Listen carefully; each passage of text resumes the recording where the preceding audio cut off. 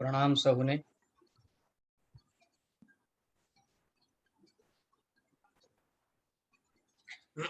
આપણે વર્ગની શરૂઆત કરશું। ओंकार बिंदु संयुक्तम नित्यं ध्यायन्ति योगिनः कामदं मोक्षदं चैव ओंकाराय नमो नमः।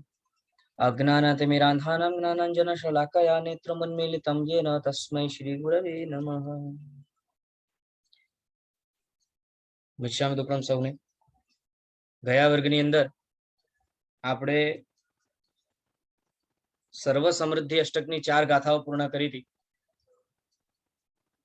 ત્યાં સર્વ સમૃદ્ધિ અષ્ટકની અંદર આપણને 4 ગાથાઓની અંદર શું વિષય બતાવ્યો છે તે આપણે એક વખત ફરી જોઈ લઈએ અને ત્યાર પછી આગળ 5મી ગાથાથી આપણે શરૂ કરશું।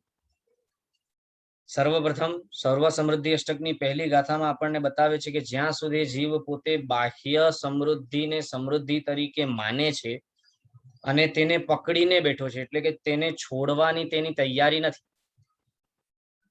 ત્યાં સુધી આત્મામાં અંતરમાં રહેલી જે સમૃદ્ધિ છે તે સમૃદ્ધિ તેને સમૃદ્ધિ તરીકે નહીં ભાસે, અર્થાત તે સમૃદ્ધિ તરીકે તેને ઓળખી નહીં શકે। આ વાત આપણને પહેલી ગાથાની અંદર બતાવી। એટલે આ પહેલી ગાથાની અંદર જે આપણો મર્મ છે એમાં મુખ્ય વસ્તુ શું છે તો કહે છે કે આપણે જો એમ ઈચ્છા રાખીએ કે મને બાહ્ય સમૃદ્ધિ પણ જોઈએ છે, એટલે કે ભૌતિક જગતનો ભોગવટો પણ જોઈએ છે, અને આંતરિક સમૃદ્ધિ પણ જોઈએ છે, એટલે કે આત્મિક વિકાસ પણ જોઈએ છે, અથવા તો આત્મિક સુખ પણ જોઈએ છે, તો તે બંને ક્યારેય શક્ય નથી, કેમ કે બંને વિરોધી વસ્તુ છે। સંસાર એ મોક્ષનો વિરોધી છે, મોક્ષ એ સંસારનો વિરોધી છે। માટે સંસારના ભોગ સુખનો ત્યાગ કર્યા પછી જ આત્મિક વૃદ્ધિને જાણી શકશું અને તેને મેળવવા માટેનો પ્રયત્ન શરૂ કરી શકશું, તેવું અહીં પ્રથમ ગાથાની અંદર કહે છે। ત્યાર પછી બીજી ગાથા જે તે બીજી ગાથામાં શું કહ્યું કહે છે કે જેમ ઇન્દ્ર પોતે જુદી જુદી રિદ્ધિથી યુક્ત છે તે રીતે જે ખરેખર સમાધિ સર્વ સમૃદ્ધિને જાણે છે અથવા તો પોતાની સમૃદ્ધિને યુક્ત છે તેવા મુનિ ભગવંતો શું ઇન્દ્રથી ઓછા છે, અથવા તો ઇન્દ્ર તેમની સામે કેવો ફિક્કો પડે છે તેવું આપણને આ બીજી ગાથાની અંદર બતાવ્યું। કેમ કે ત્યાં બતાવ્યું કે મુનિ ભગવંતો પાસે સમાધિ રૂપ નંદનવન છે, ધૈર્ય રૂપ વજ્ર છે, સમતા રૂપ ઇન્દ્રાણી છે અને બોધ રૂપ ઉદ્યાન છે, વિમાન છે કે જેની અંદર તેઓ રહે છે। આ રીતે મુનિ ભગવંતો અને ઇન્દ્રોની જે રિદ્ધિ છે તેને કમ્પેર કરી ઇન્દ્રની બાહ્ય રિદ્ધિ કરતા મુનિ ભગવંતોની આંતરિક રિદ્ધિ વધારે સુખને આપનારી છે અને કાયમે ટકનારી છે તેવું બતાવ્યું। ત્યાર પછી ત્રીજી ગાથા તરફ આપણે જ્યાં ગયા તો ત્યાં કહ્યું કે ભાઈ શું મુનિ ભગવંતો જ્યારે પોતે રાગ દ્વેષથી યુદ્ધ કરે છે અને આત્મામાં રહેલા જે દોષો છે તેમના સાથે યુદ્ધ કરવા માટે જેઓ પોતાના આત્મામાં રહેલા જ્ઞાન અને ક્રિયારૂપ જે સાધનો છે તેનો ઉપયોગ કરે છે અને તે ઉપયોગ કરીને તે મોહને જીતે છે, ત્યારે શું તેઓ ચક્રવર્તી કરતા ઓછા છે? એટલે કે આ રીતે ચક્રવર્તી પાસે જે બાહ્ય વૃદ્ધિ છે એના કરતા મુનિ ભગવંતો પાસે જે જ્ઞાન અને ક્રિયારૂપ આંતરિક વૃદ્ધિ છે તેના દ્વારા જેઓ મોહનીય કર્મને હરાવે છે તે હજી વિશિષ્ટ છે અને કાયમે રહેનારી છે, તેવું આપણને ત્રીજી ગાથાની અંદર બતાવ્યું। ત્યાર પછી ચોથી ગાથાની અંદર આપણને શેષનાગની વાત કરે છે કે જેમ લૌકિક જગતની અંદર એવું પ્રચલિત છે કે શેષનાગ પોતે પોતાના મસ્તક ઉપર પૃથ્વીને ધારણ કરીને રહે છે, તે રીતે અહીં મુનિ ભગવંતો ક્ષમારૂપી પૃથ્વીને પોતાના મસ્તકની ઉપર ધારણ કરીને રહે છે અને બ્રહ્મચર્ય આદિના પાલન દ્વારા તેમના પાસે એ બ્રહ્મચર્યની 9 વાળો છે। જેમ જે નાગકુમાર છે તેમના પાસે 9 જે શું કહેવાય જે શેષનાગ છે તેના પાસે જેમ 9 જુદી જુદી પ્રકારની નિધિઓ છે, તે રીતે અહીં મુનિ ભગવંતો પાસે 9 પ્રકારના બ્રહ્મચર્યની વાડ છે, તેના અમૃતના કુંડો છે। નિધિઓ એટલે કુંડ છે, જે રીતે શેષનાગ પાસે 9 કુંડ છે તે રીતે અહીંયા મુનિ ભગવંતો પાસે 9 પ્રકારના બ્રહ્મચર્યની વાળરૂપ કુંડો છે, જેની અંદર તેઓ અવસરે પોતાની તેવી વૃદ્ધિને માણતા હોય.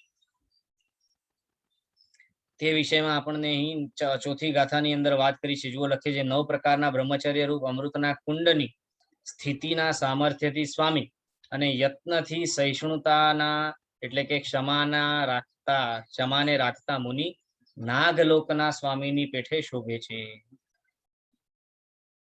ત્યાર પછી હવે આગળ 5મી ગાથાથી આપણે શરૂ કરશું. ગાથાનો ઉચ્ચાર આ પ્રમાણે: મુનિરધ્યાત્મ કૈલાસે વિવેક વૃષભ સ્થિત શોભતે વીર તિગ્નપ્તિ ગંગા ગૌરી યુક્ત શિવ. ફરી એકવાર: મુનિરધ્યાત્મ કૈલાસે વિવેક વૃષભ સ્થિત શોભતે વીર તિગ્નપ્તિ ગંગા ગૌરી યુક્ત શિવ. અર્થ જોઈએ. લખે છે, મુનિ અધ્યાત્મ રૂપ કૈલાશ ઉપર વિવેક રૂપ એટલે કે સત અસતના નિર્ણય રૂપ વૃષભ પર બેઠેલા છે. ચારિત્ર કલા અને જ્ઞાન કલા રૂપ ગંગા અને પાર્વતી સહિત મહાદેવની જેમ શોભે છે. સામાન્યથી લૌકિક જગતની અંદર મહાદેવ એટલે કે શિવના પ્રત્યે એવી વાત સાંભળવા મળે છે, એવો વિશ્વાસ છે લોકોને કે શિવ પોતે, મહાદેવ પોતે હિમાલય ઉપર, કૈલાશના પર્વત ઉપર વૃષભ ઉપર બેઠેલા છે અને ગંગા તથા પાર્વતી સહિત તેઓ પોતે તે વૃષભ ઉપર બેઠેલા શોભે છે. તેવો શિવ માટે, શંકર માટે લોકમાં વ્યવહાર છે. જો કે શું કેટલું સત્ય છે અને કેટલું નથી તેના વિષયમાં આપણે જે ચર્ચા કરશું તો જે ચર્ચા જુદી થશે અને તેના વિષયમાં ઘણી લાંબી ચર્ચા છે અને એ હમણાં આપણો વિષય પણ નથી. હમણાં આપણો વિષય એ છે કે લૌકિક જગતની અંદર જો જગત એમ સમજે છે કે શેષનાગ એ પૃથ્વીને ધારણ કરી બેઠો છે માટે ઉત્તમ છે, 9 કુંડોથી યુક્ત છે માટે ઉત્તમ છે, શિવ પોતે ગંગા અને પાર્વતીથી શોભિત છે અને ઋષભ ઉપર બેઠા છે માટે ઉત્તમ છે અને શોભે છે, અથવા તો ચક્રવર્તી. જો સર્વપ્રથમ તો પેલા આપણને ઇન્દ્ર અને ચક્રવર્તીની વાત કરી કે જેનો ઉલ્લેખ આપણા શાસ્ત્રોની અંદર આવે છે. એટલે કે આપણો શાસ્ત્ર તેમને ઇન્દ્ર તરીકે, ચક્રવર્તી તરીકે માન્ય કરે છે. તેવા કરતા પણ મુનિ ભગવંતો વધારે સુખી છે, વધારે સમૃદ્ધ છે તેવું બતાવ્યું. ત્યાર પછી લૌકિક જગતની અંદર પણ જે વિશેષ પ્રખ્યાત છે, ફેમસ છે તેવા લોકોનો ઉદાહરણ, તેવા પદોનો ઉદાહરણ લઈને અહીં આપણને સમજાવે છે કે મુનિ ભગવંતો તેમના કરતા કઈ રીતે વધારે સુખી અને સમૃદ્ધ છે. તો એના માટે સર્વપ્રથમ આપણને શેષનાગની વાત બતાવી.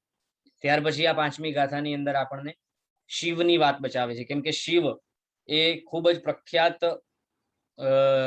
વ્યક્તિત્વ તરીકે છે લૌકિક જગતની અંદર. શિવના ભક્ત આપણને જગતની અંદર ઠેર ઠેર મળતા હોય છે. તો જ્યારે તે શિવોના ભક્ત અથવા તો શિવને ઉત્તમ તરીકે, ઉત્તમ પુરુષ તરીકે માનનારા અથવા તો શિવ એ ખરેખર શોભાયમાન છે તેવું માનનારા લોકો, તે રિદ્ધિવાળા છે તેવું માનનારા લોકો હોય તો તેમને એ બતાવવા માંગે છે કે મુનિ ભગવંતો ખરેખર એ શિવ વગેરે કરતા પણ કેટલા ઊંચે છે. અને વાસ્તવિકતા એ પણ આત્માની દશાથી પણ મુનિ ભગવંતો આ ઇન્દ્ર, ચક્રવર્તી, શેષનાગ, શિવ વગેરેથી ઘણા ઊંચા સ્થાને છે.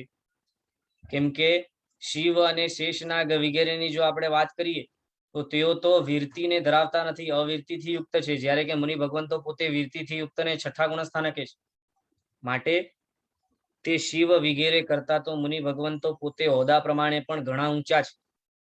અને આવા મુનિ ભગવંતોની જ્યારે આપણે ભજના કરીએ, પૂજા કરીએ, તેમને વંદના કરીએ તો સમજવું કે આપણે ખરેખર ભાગ્યશાળી છીએ કે આવા મુનિ ભગવંતોની ભક્તિ સેવા કરવાનો આપણને અવસર પ્રાપ્ત થાય છે. અહીં કહે છે કે જેમ વિશ્વમાં એવું પ્રખ્યાત છે કે શિવ પોતે કૈલાશ ઉપર બેઠા છે, તેમ મુનિ ભગવંતો પોતે અધ્યાત્મના પર્વત ઉપર બેઠા છે, અધ્યાત્મના પર્વત ઉપર સ્થિર છે. તેમના માટે અધ્યાત્મ એ જ સર્વસ્વ છે અને અધ્યાત્મનો પર્વત એ સૌથી ઊંચામાં ઊંચો પર્વત છે, સૌથી શ્રેષ્ઠ પર્વત છે અને વળી એવો પર્વત છે કે જે પર્વત ઉપર સ્થાન મળ્યા બાદ જીવ અવશ્ય પોતે ટોચ સુધી પહોંચવાનો જ છે. આ એકમાત્ર એવો પર્વત છે કે જે પર્વત, કયો પર્વત? અધ્યાત્મ રૂપી પર્વત. અધ્યાત્મ રૂપી પર્વત એકમાત્ર એવો પર્વત છે કે જેની ટોચ ઉપર પહોંચવા માટે ગુરુ ભગવંતો, શાસ્ત્રકાર ભગવંતો આપણને ગેરંટી આપે છે.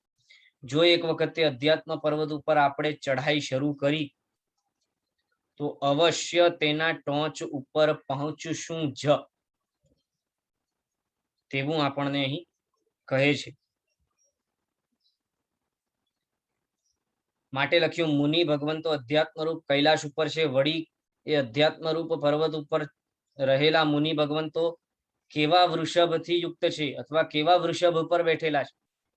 તો કહે છે કે જે સદ અને અસદનો નિર્ણય કરી શકે તેવા સમ્યક્ત્વ રૂપી, વિવેક રૂપી વૃષભ ઉપર બેઠેલા છે. આપણા અહીંયા શાસ્ત્રોની અંદર સમ્યક દર્શન, સમ્યક જ્ઞાન અને સમ્યક ચારિત્રની વાત કરી છે અને ત્યાં કહ્યું કે તે ત્રણેય પોતપોતાની અપેક્ષાએ અનિવાર્ય છે. વળી જુદી જુદી અપેક્ષાએ સમ્યક દર્શનને મહત્વનું બતાવ્યું, સમ્યક જ્ઞાનને જુદી અપેક્ષાએ મહત્વનું બતાવ્યું અને જુદી અપેક્ષાએ ચારિત્રને પણ મહત્વનું બતાવ્યું છે. અહીં સર્વપ્રથમ જો જીવને વિકાસ યાત્રામાં આગળ વધવું હોય તો વિકાસ યાત્રાની શરૂઆતમાં તેને સમ્યક દર્શન વિના આગળ વધવું શક્ય નથી. માટે એ અપેક્ષાએ, કઈ અપેક્ષાએ? જીવના શરૂઆતના વિકાસના સમયની અપેક્ષાએ સમ્યક દર્શનની આવશ્યકતા અનિવાર્ય છે. અને એવા પ્રકારનું સમ્યક દર્શન, એવા પ્રકારનો બોધ અથવા તો એવા પ્રકારનો વિવેક, અહીં બોધ અને વિવેકને સમ્યક દર્શન અને સમ્યક જ્ઞાન બંનેથી યુક્ત ગણે છે અને સમ્યક ચારિત્રથી પણ યુક્ત ગણે છે. અહીં જે વિવેક લખ્યું ને એનો અર્થ છે બોધ. બોધ એટલે સમ્યક દર્શન, સમ્યક જ્ઞાન અને સમ્યક ચારિત્ર ત્રણેયનું એકીકરણ. તો મુનિ ભગવંતો પોતે એવા પ્રકારના વિવેકથી યુક્ત છે, એવા પ્રકારના બોધથી યુક્ત છે જેમાં તેઓ પોતા માટે અને જગત માટે શું હિતકારી છે, શું અહિતકારી છે તેનો નિર્ણય કરી શકે છે. શું સત છે, શું અસત છે તેનો નિર્ણય કરી શકે છે. જ્યારે કે શિવ તરીકે ઓળખાતા એવા શંકર, મહાદેવ, શિવ પોતે જે ઋષભ ઉપર બેઠા છે અને જે કૈલાશ પર્વત ઉપર બેઠેલા દેખાડ્યા છે તેવાઓને હજી આવા પ્રકારનો બોધ પામવો બાકી છે અથવા તો તેવા પ્રકારના બોધમાં સ્થિર રહીને ચારિત્ર ગ્રહણ કરવું વગેરે હજી તેમના માટે આગળનો વિષય છે. માટે લખ્યું કે મુનિ ભગવંતો પોતે વિવેક રૂપ સત અસતના નિર્ણય રૂપ વૃષભ પર બેઠેલા છે. વળી કહ્યું ચારિત્ર કલા અને જ્ઞાન રૂપ ગંગા અને પાર્વતી. એટલે કે વિવેક રૂપી સમ્યક દર્શન તો છે જ, પણ તેની સાથે સાથે શું છે? ગંગા અને પાર્વતી સહિત જો શિવ છે તો અહીંયા મુનિ ભગવંતો પોતે જ્ઞાન અને ચારિત્ર રૂપ ગંગા અને પાર્વતીથી યુક્ત છે. માટે આપણે પેલા જ વાત કરી કે અહીંયા ત્રણેયની વાત કરે છે, એકી સાથે બોધની વાત કરે છે. વિવેક રૂપ એટલે કે સમ્યક દર્શન રૂપ ઋષભ, જ્ઞાન રૂપ ગંગા અને ચારિત્ર રૂપ પાર્વતી, એ ત્રણેયથી યુક્ત મુનિ ભગવંતો ખરેખર શિવ કરતા અતિ વધારે શોભે છે, અતિ વધારે રિદ્ધિ વાળા છે. જે રિદ્ધિ શિવ પાસે છે, જે કૈલાશ, જે પર્વત ઉપર શિવ બેઠા છે અથવા શિવ તરીકે રહ્યા છે, તે શિવપણાનો તેમનો ભાવ પણ પૂર્ણ થવાનો, અથવા તો જે ગંગા અને પાર્વતીથી યુક્ત છે તેઓ પણ નાશવંત છે. વળી તેમનો જે મહિમા છે અથવા તો લૌકિક જગતની અંદર તેમની જે યશ છે, કીર્તિ છે, તે પણ અવસરે નષ્ટ થવાની. પરંતુ મુનિ ભગવંતો એવા પર્વત ઉપર બેઠેલા છે કે જે પર્વત રૂપી રિદ્ધિ તેમને પ્રાપ્ત થઈ છે એ અધ્યાત્મ રૂપી પર્વત થી ક્યારે પણ તેઓ નીચે ઉતરવાના નથી. વળી પાછા વિવેક રૂપી, જ્ઞાન રૂપી અને ચારિત્ર રૂપી ઋષભ, ગંગા અને પાર્વતી થી યુક્ત રિદ્ધિ વાળા કે જે રિદ્ધિ એમના પાસેથી ક્યારે પણ જવાની નથી, કાયમે સાથે રહેશે. તેવા મુનિ ભગવંતો આ શિવ શંકર મહાદેવ કરતા કોઈ કાળે ઓછા રિદ્ધિ વાળા તો નથી જ, પરંતુ તેમનાથી અતિ ઘણી વધારે અને નિશ્ચિત કાયમે રહેવાની સાથે તેવી રિદ્ધિ વાળા છે એવું આપણને આ 5મી ગાથાની અંદર બતાવ્યું છે. ત્યાર પછી આપણે 6ઠ્ઠી ગાથા તરફ જશું. તેનો ઉચ્ચાર જ્ઞાન દર્શન ચંદ્રાર્ક નેત્રસ્ય નર કશ્ચિદ સુખ સાગર મગ્નસ્ય કિમ ન્યૂનમ યોગિનો હરે. ફરી એકવાર. જ્ઞાન દર્શન ચંદ્રાર્ક નેત્રસ્ય નર કશ્ચિદ સુખ સાગર મગ્નસ્ય કિમ ન્યૂનમ યોગિનો હરે. શું કહે છે? લખે છે જ્ઞાન દર્શન રૂપ ચંદ્ર અને સૂર્ય, જ્ઞાન અને દર્શન રૂપ ચંદ્ર અને સૂર્ય જેના નેત્ર છે એવા નરક ગતિનો નાશ કરનારા નરકાસુરનો નાશ કરનારા સુખરૂપ સમુદ્રમાં મગ્ન થયેલા યોગીને કૃષ્ણ કરતા શું ન્યૂન છે? હવે અહીં કૃષ્ણ તરીકે પણ કૃષ્ણ ભગવાન તરીકે પણ જગતની અંદર વ્યાપ્ત છે. લૌકિક જગતની અંદર, લૌકિક પ્રવાહની અંદર કૃષ્ણ તરીકે લોકો ભગવાન તરીકે તેમને ભજે છે, કૃષ્ણને ભગવાન તરીકે માને છે. તો તે કૃષ્ણ થી પણ અહીં મુનિ ભગવંતોને કમ્પેર કરે છે, અથવા તો એમ કહેવા માંગે છે કૃષ્ણ પાસે જે રિદ્ધિ છે તેના કરતા કંઈક ઘણી વધારે રિદ્ધિ, સમૃદ્ધિ મહાત્માઓ પાસે, મુનિઓ પાસે છે. આપણા અહીંયા કૃષ્ણ માટે એવી વાત પ્રખ્યાત છે કે કૃષ્ણ પોતે સર્વપ્રથમ તો અર્ધચક્રના ધારણ છે. તેમના પાસે ચક્રરૂપી શસ્ત્ર છે, જે ચક્રનો ઉપયોગ કરીને તેઓ આ જગતની અંદર 3 ખંડનો વિજય મેળવે. વળી કહ્યું કે તે કૃષ્ણની પાસે સૂર્ય અને ચંદ્ર જેવી 2 આંખો છે, અને એવા કૃષ્ણ પોતે 3 ખંડના ધણી હોવાના કારણે તથા સૂર્ય ચંદ્ર જેવા નેત્રો વગેરે હોવાના કારણે, સુંદર રૂપ હોવાના કારણે સુખ સમુદ્રમાં મગ્ન થયેલા છે. એવા કૃષ્ણ સાથે અહીં મુનિ ભગવંતોને સરખાવે છે, અથવા તો તેમના કરતા કઈ રીતે તે ઊંચે છે તે બતાવે છે. લખ્યું કે મુનિ ભગવંતો પાસે જેમ કૃષ્ણ પાસે ચંદ્ર અને સૂર્ય જેવા 2 નેત્ર છે, તે રીતે મુનિ ભગવંતો પાસે જ્ઞાન અને દર્શન રૂપ ચંદ્ર અને સૂર્ય જેવા નેત્રો છે. આ જગતની અંદર સમ્યક જ્ઞાન અને સમ્યક દર્શન ન હોય તો આ જગતમાં ક્યારે પણ વિકાસ કરવું શક્ય નથી. વિકાસ કરવા માટે સમ્યક દર્શન અને સમ્યક જ્ઞાન હોવું અનિવાર્ય છે. ચાહે પછી તે વિકાસ આપણે આ ભાવમાં કરીએ કે આવનારા 50, 25, 500, 5000, 5 કરોડ કે 5 અબજ ભવ પછી કે અસંખ્ય અનંતા ભવ પછી પણ વિકાસ કરવાનો પ્રયત્ન જ્યારે પણ કરીશું ત્યારે સમ્યક દર્શન અને સમ્યક જ્ઞાન વિના તે વિકાસ શક્ય નથી. અને તેને આપણા અહીંયા નેત્ર તરીકે કહ્યું છે, આંખ તરીકે કહ્યું છે. કોઈ પણ જગતની કોઈ પણ વસ્તુ હોય, સંપૂર્ણ જગતની કોઈ પણ વસ્તુ હોય, તેને ઓળખવા, તેને જાણવા માટે તેમાં બે ધર્મો રહેલા છે તેને જાણવું પડે. કહ્યું દરેક વસ્તુની અંદર બે પ્રકારના ધર્મ છે, એક વિશેષ ધર્મ છે અને એક સામાન્ય ધર્મ.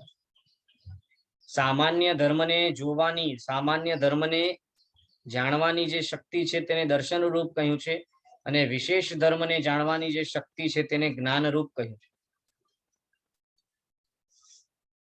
જો આ બે પ્રકારની નેત્રો, આ બે પ્રકારની આંખો આપણા પાસે હોય, ચંદ્ર અને સૂર્ય જેવી આ આંખો આપણા પાસે હોય, જેમ સૂર્ય પ્રકાશને કરનારું છે અને ચંદ્ર શીતળતાને કરનારું છે, તે રીતે જ્ઞાન એ પ્રકાશને કરનારું છે અને દર્શન એ શીતળતાને કરનારું છે, એટલે કે દર્શન એ માર્ગને દેખાડનારું. માટે મુનિ ભગવંતો આ બંને પ્રકારના નેત્રોથી યુક્ત છે. એક બાજુ તેમના પાસે સાચી દિશા દેખાડી છે તેવી ચંદ્રરૂપી આંખ છે, અને બીજી બાજુ સંપૂર્ણ જગતને પ્રકાશિત કરે તેવા પ્રકારની સૂર્યરૂપી આંખ છે. જ્ઞાન, સમ્યક દર્શન, સમ્યક જ્ઞાન. આ બંને નેત્રથી યુક્ત મુનિ ભગવંતો કૃષ્ણની સૂર્યચંદ્ર જેવી આંખો કરતા શ્રેષ્ઠ નેત્રને ધારણ કરે છે. કૃષ્ણ પાસે જે આંખો છે તેના કરતા પણ વધારે શ્રેષ્ઠ નેત્રોને આ મુનિ ભગવંતો ધારણ. વળી કહ્યું કે કૃષ્ણ પાસે ચક્રરૂપી શસ્ત્ર છે કે જેના દ્વારા તે નરક સુરોનો નાશ કરે છે, એટલે કે અધર્મને ફેલાવનારા એવા જીવોનો નાશ કરે છે. નરક ગતિને અપાવનારા એવા કર્મોનો નાશ કરવા માટે મુનિ ભગવંતો પાસે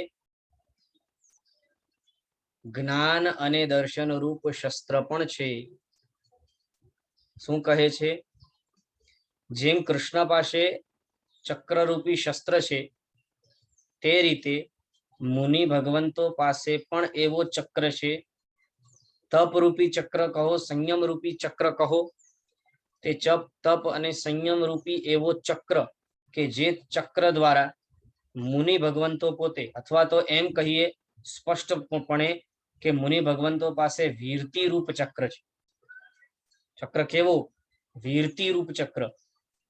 મુનિ ભગવંતો પાસે વીરતી રૂપ એવો ચક્ર છે કે જે ચક્ર દ્વારા તેઓ પોતાની નરક ગતિનો નાશ કરે છે, નરક સુરોનો નાશ કરે છે. માટે કૃષ્ણ પાસે જે શસ્ત્ર છે તેના દ્વારા તો કદાચ તે જગતની અંદર શત્રુઓનો નાશ કરીને પોતે ક્ષેત્ર વગેરેનો વિજયને પ્રાપ્ત કરી શકે છે, પરંતુ મુનિ ભગવંતો પોતે વીરતી રૂપ ચક્રનો ઉપયોગ કરવા દ્વારા ચાર ગતિમાં ભ્રમણ કરાવે તેવા પ્રકારની આ અને દુઃખમય તેવી આ નરક ગતિનો પણ નાશ કરવા માટે સક્ષમ છે, તેવા પ્રકારનો ચક્ર તેમના પાસે હાજર છે. માટે કૃષ્ણ કરતા વધારે તેઓ રિદ્ધિવાળા છે, સમૃદ્ધિવાળા છે. સુખરૂપ સમુદ્રમાં મગ્ન થયેલા યોગીને કૃષ્ણ કરતા શું ન્યૂન છે? અહીં મુનિ ભગવંતો પાસે જ્ઞાન અને દર્શન રૂપી સૂર્ય અને ચંદ્ર જેવી આંખો તથા વીરતી રૂપ ચક્ર જેના દ્વારા નરક અસુરોનો નાશ કરે છે, તેથી મુનિ ભગવંતો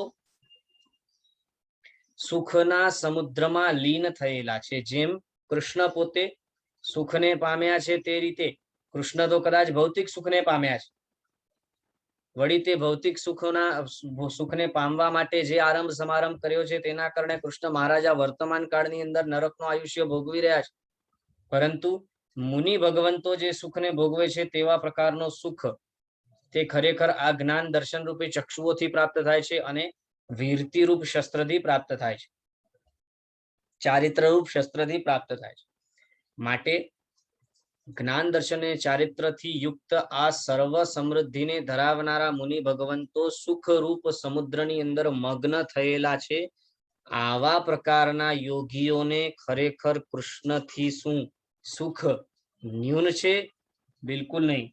કૃષ્ણ કરતા અતિ વધારે, અનેક ગણો, અનંત ગણો વધારે સુખ તેઓ માણી રહ્યા છે.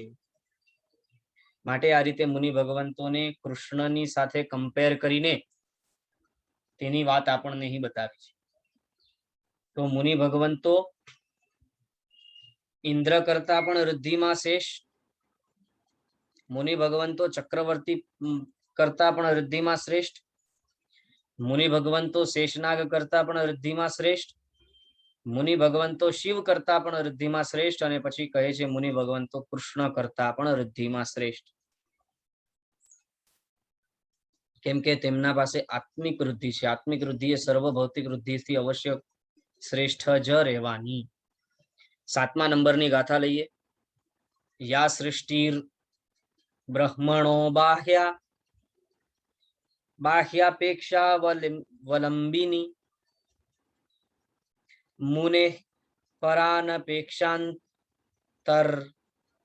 ગુણ સૃષ્ટિ તતોધિકા. ફરી એકવાર. યા સૃષ્ટિર બ્રહ્મણો બાહ્યાપેક્ષા વલંબિની મુને પરાનપેક્ષાંતર ગુણ સૃષ્ટિ તતોધિકા. લખે છે જે બ્રહ્માની સૃષ્ટિ છે તે બાહ્ય જગત રૂપ છે અને બાહ્ય કારણની અપેક્ષા રાખનારી છે.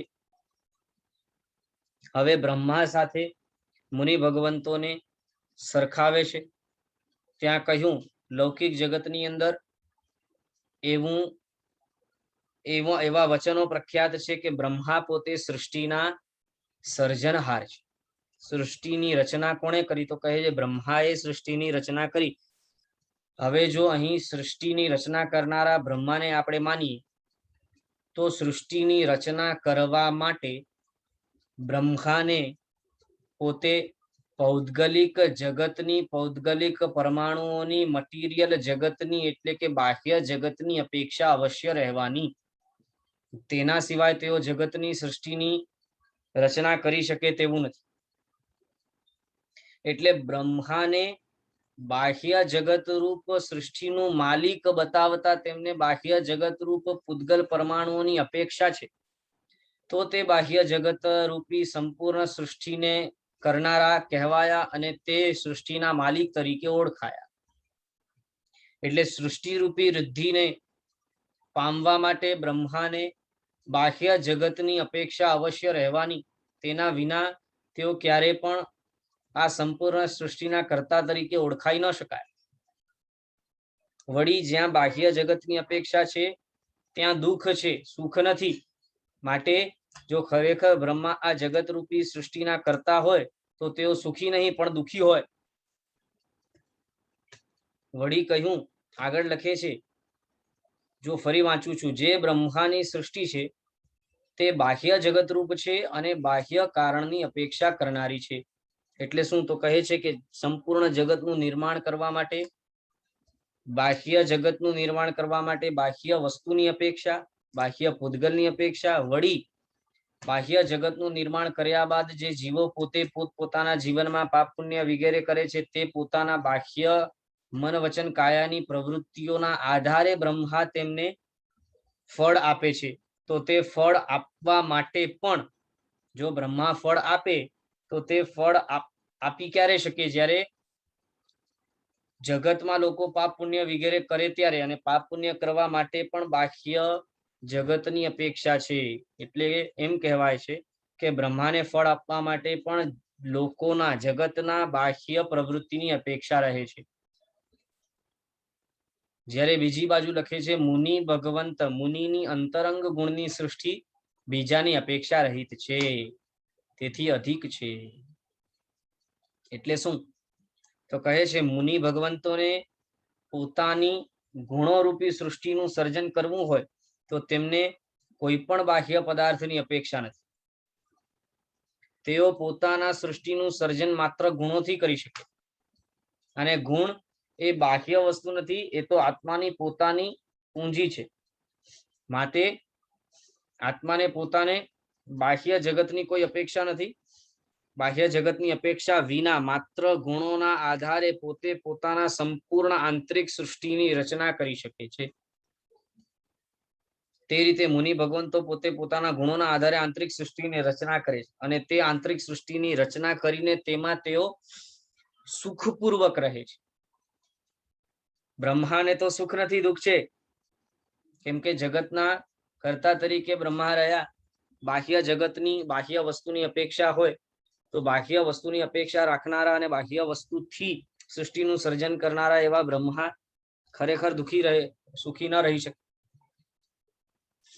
જ્યારે મુનિ ભગવંતો પોતે પોતાના ગુણોથી સૃષ્ટિની રચના કરે છે અને એમને કોઈ પણ બાહ્ય વસ્તુની અપેક્ષા નથી, માટે અપેક્ષા રહિત સૃષ્ટિનું સર્જન બને છે, સૃષ્ટિનું સર્જન થાય છે. અને તેવા મુનિ ભગવંતો એક એક ગુણને મેળવતા પોતાની સૃષ્ટિનું સર્જન કરતા કરતા કરતા કરતા એટલા બધા વિશેષ રીતે આગળ વધે છે કે તેઓ જેમ જેમ સૃષ્ટિનું સર્જન કરતા જાય છે તેમ તેમ ગુણરૂપી સૃષ્ટિનું સર્જન કરતા કરતા વિશેષ અધિક અને અધિક સુખને પામતા જાય છે. વળી જ્યાં બાહ્ય જગતની અપેક્ષા છે તે ન્યૂન ગણાય છે અને જ્યાં બાહ્ય જગતની અપેક્ષા રહિત સુખ છે અથવા તો સૃષ્ટિનું સર્જન છે તે જ અધિક અને શ્રેષ્ઠ ગણાય છે. માટે મુનિ ભગવંતો દ્વારા રચાયેલી સ્વસૃષ્ટિ શ્રેષ્ઠ છે, બીજાથી જેનું કમ્પેરિઝન ન થઈ શકે તેવી છે, સરખામણી જેની બીજા દ્વારા બીજી કોઈ પણ સૃષ્ટિ દ્વારા ન કરી શકાય તેવા પ્રકારની એમની આંતરિક સૃષ્ટિ છે. આવી આંતરિક સૃષ્ટિને ધરાવનારા એ મુનિ ભગવંતોને ખરેખર સુખ અને સુખ જ છે, બીજું કશું. એ રીતે અહીં 7મી ગાથામાં લખે છે. ત્યાર પછી આપણે 8મી ગાથા તરફ જશું તો તે 8મી ગાથાનો ઉચ્ચાર આ પ્રમાણે: રત્નૈ સ્ત્રીભિઃ પવિત્રાયા સ્ત્રોતોભિરીવ જાહ્નવી સિદ્ધયોગસ્ય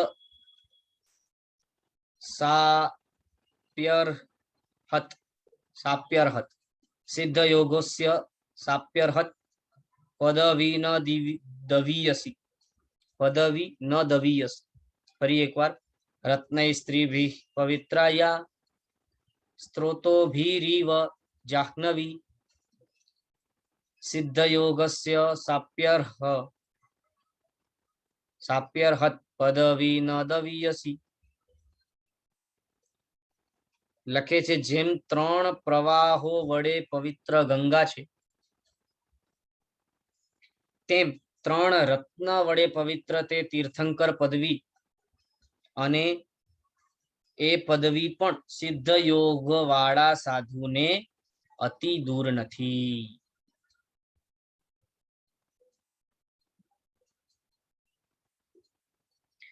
હજી સુધી જેમના સાથે પણ સરખામણી કરી તે બધાને હજી તે સિદ્ધપણાની પદવી ઘણી દૂર છે, અથવા તો તીર્થંકરપણાની પદવી પામવી હજી ઘણી દૂર છે, દુષ્કર છે.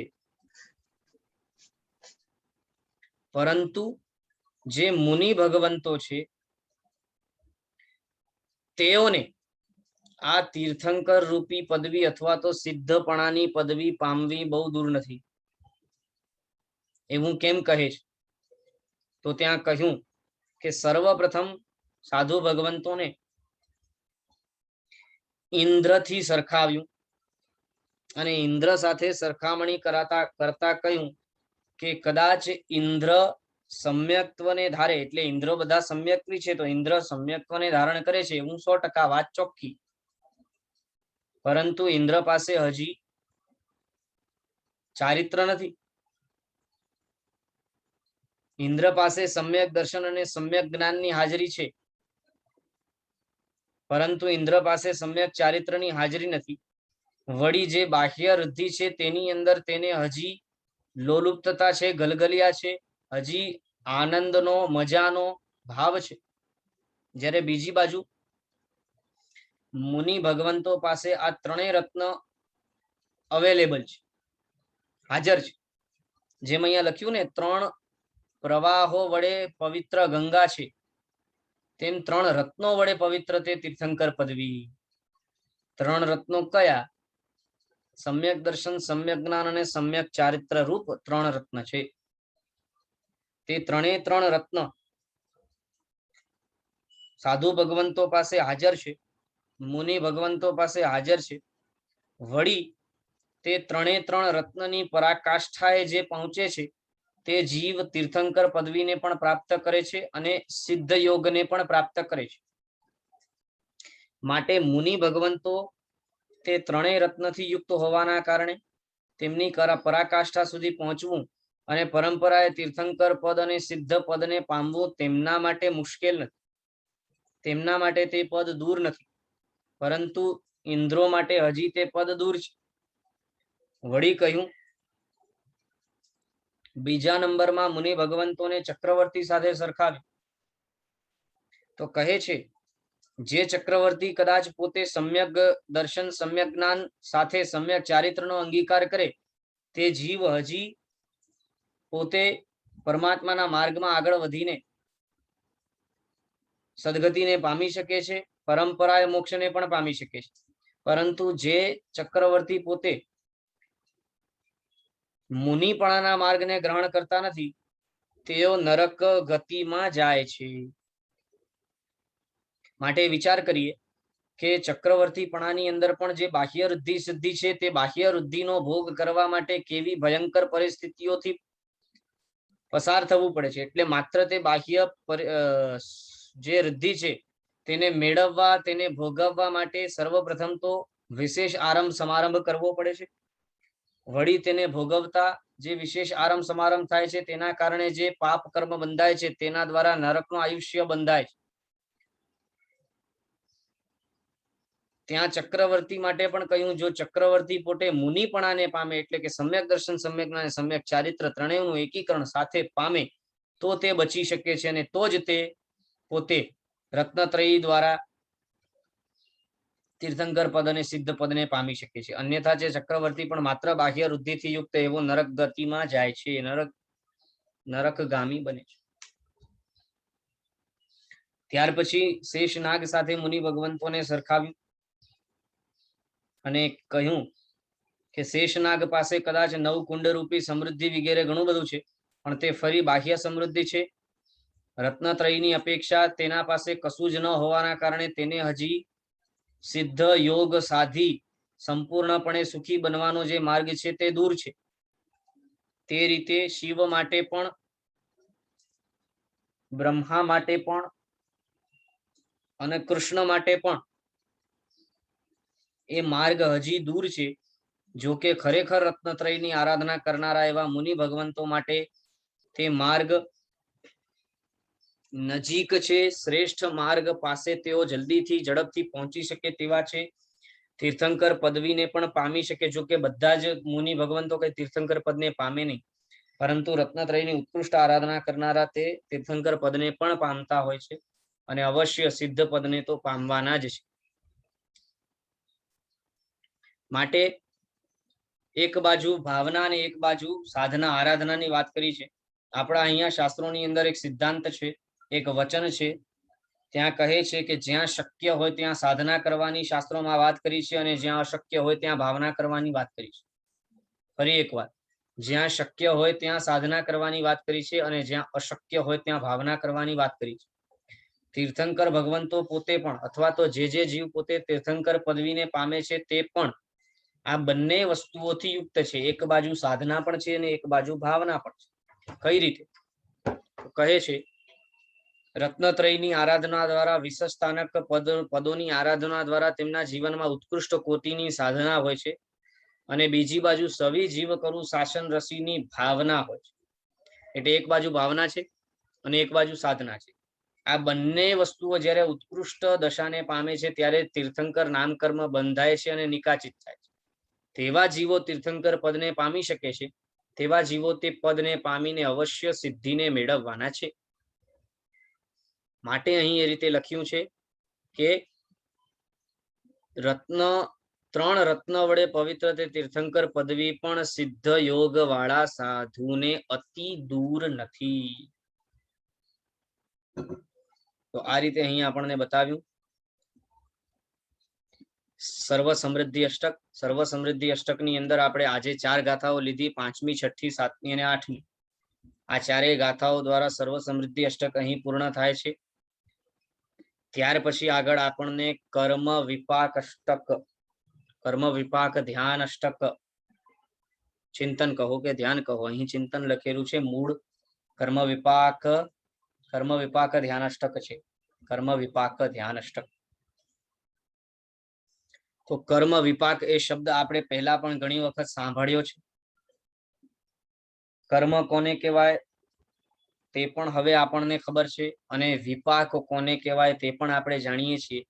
છતાં પણ તે વિષયને હજી વિસ્તારથી આપણે સમજવાનો પ્રયાસ કરતા જશું. અહીં લખે છે, તારા સુખના કારણ અને દુઃખના કારણ જાણવા માટે તારે કર્મનું તત્વજ્ઞાન મેળવવું જ પડશે. આપણને ઉદ્દેશીને અહીં લખે છે કે હે જીવ, જો તને ખરેખર સુખ અને દુઃખનું કારણ જે છે તે જાણવું હોય તો તને કર્મના વિપાક રૂપી તત્વને સમજવું પડશે. સકલ વિશ્વ પર જે કર્મોનો ગજબ પ્રભાવ છે તે કર્મોને ઓળખ્યા વિના કેમ ચાલી શકે? જો હજી આપણે કર્મોને ઓળખ્યા નથી, અથવા તો કર્મ કઈ રીતે કામ કરે છે, કેટલા પ્રકારના છે, કેવા કેવા પ્રકારના કર્મો કેવા કેવા પ્રકારનો ફળ આપે વગેરે જો આપણે શીખ્યા નથી, સમજ્યા નથી, જાણ્યા નથી, તો આપણે હજી ઘણા પાછળ રહી ગયા. અને જો આપણે જાણવાનો પ્રયત્ન કરી રહ્યા છીએ તો અવશ્ય આપણે આગળ વધવાનો પ્રયત્ન કરી રહ્યા છીએ, કેમ કે કર્મ એ સંપૂર્ણ સૃષ્ટિ ઉપર વર્ચસ્વ ધરાવે છે. આ જગતની અંદર મોટે ભાગે બધા જ જીવો લગભગ મુખ્યત્વે કર્મ સત્તાના હાથમાં જ ચાલી રહ્યા છે. જૂજ જવ્વલે જ એવા જીવો હોય કે જે પોતે પુરુષાર્થથી કર્મને માત આપીને પોતાની સાધનામાં આગળ વધી રહ્યા છે. અન્યથા લગભગ બાકીના બધા જ મોટા ભાગના જીવો કર્મના ચંગુલની અંદર, કર્મના વશને રહીને પોતે ભયંકર પીડામાં જીવી રહ્યા છે. માટે લખે છે કે તે કર્મોને ઓળખ્યા વિના કેમ ચાલી શકે? આપણા તમામ સુખ દુઃખનો કર્મોના આધારે છે. જેટલા પણ સુખ દુઃખ આપણને પ્રાપ્ત થાય છે તે કર્મોના આધારે છે. એટલે કે પ્રતિકૂળ પરિસ્થિતિઓ અને અનુકૂળ પરિસ્થિતિઓ જે આપણને પ્રાપ્ત થાય છે તે કર્મના આધારે છે. એ વાત સમજ્યા પછી આપણે આપણા સુખ દુઃખના નિમિત્ત બીજા જીવોને નહીં બનાવીએ. અહીં પહેલું ચિંતન તમે એકાગ્ર બનીને કરજો, પુનઃ પુનઃ ચિંતન કરજો, તેમ તે જ કિરણ પ્રાપ્ત થશે. તો અહીં આપણને કર્મ વિપાક ધ્યાન અષ્ટક કહે છે. આ અષ્ટકની અંદર પણ ખૂબ સુંદર રીતે 8 ગાથાઓને ગોઠવીને તેની અંદર કર્મ વિપાકના વિષયમાં સમજાવ્યું છે. સર્વપ્રથમ તો આપણે કર્મ કોને કહેવાય તે પણ સમજવું જરૂરી છે, અને વિપાક કોને કહેવાય એ પણ સમજવું જરૂરી છે. તો શાસ્ત્રોની અંદર કહ્યું કે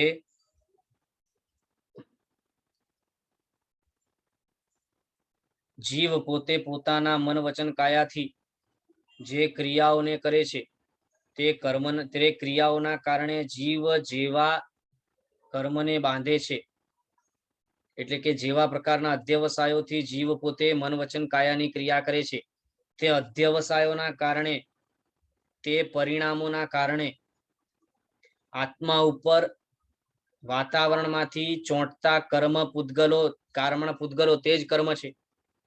અથવા બીજી રીતે કહ્યું કે મન વચન કાયાથી ભૌતિક જગતના સુખની પાછળ દોડવા માટે જીવ જે પણ પ્રકારના કાર્યો કરે છે તે કાર્યોમાં જે પરિણામ છે તે કર્મ છે.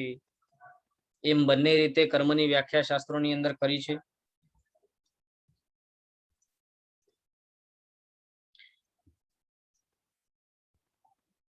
આપણે સ્વયં કર્મના કર્તા તરીકે છીએ અને આપણે સ્વયં કર્મના ભોગતા તરીકે છીએ. આ બે વાત જો આપણે બરાબર બુદ્ધિમાં બેસાડી લઈએ તો આ કર્મ વિપાક ધ્યાન અષ્ટક આપણને શીરાની જેમ ગળે ઉતરી જાય તેવું છે.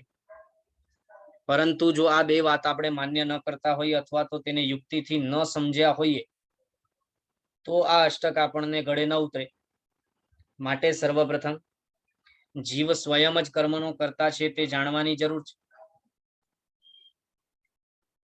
મન વચન અને કાયા આ 3 તો સાધન છે. શું કહ્યું છે?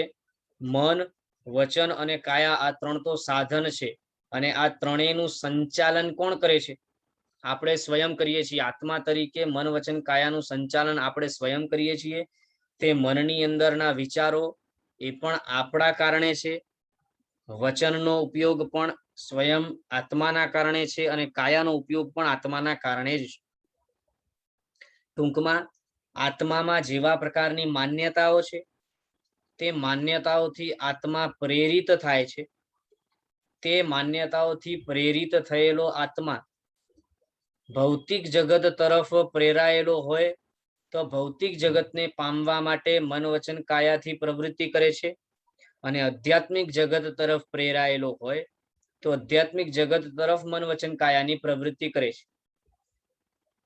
બંને કન્ડિશનમાં જીવને કર્મબંધ તો અવશ્ય થવાનું જ છે, કેમ કે મન વચન કાયાની પ્રવૃત્તિ જ્યાં સુધી હાજર છે ત્યાં સુધી કર્મબંધ તો છે. વળી ત્યાં મુખ્યત્વે પરિણામ પણ મોટો ભાગ ભજવે છે. તો પોતાના આત્મામાં રહેલા પરિણામોનો આરોપણ મન વચન કાયાની અંદર કરવા દ્વારા આપણે પોતે જ કર્મનું બંધન કરીએ છીએ અને પરંપરાએ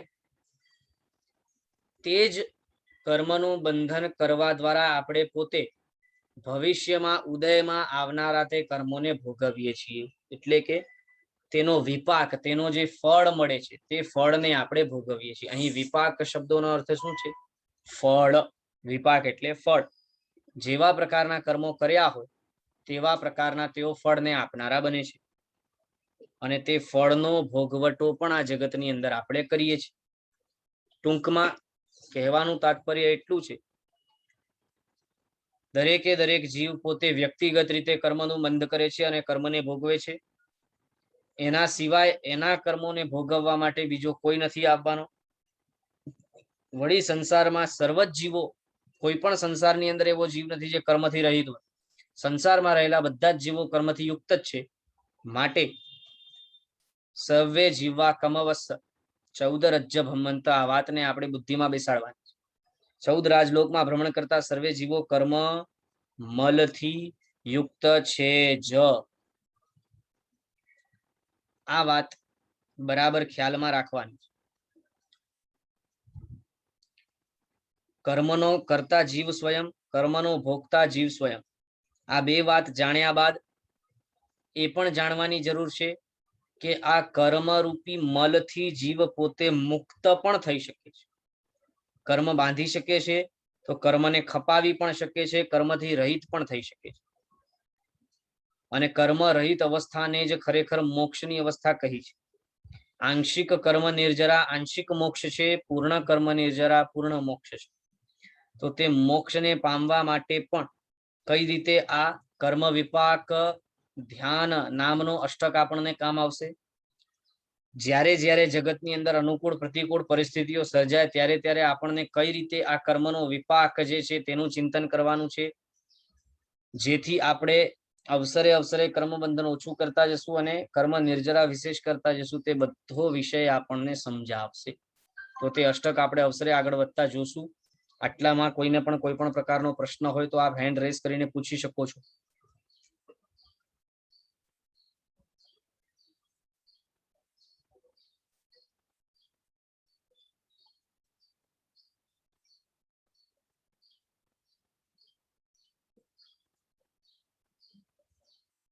ચાલો, સરસ.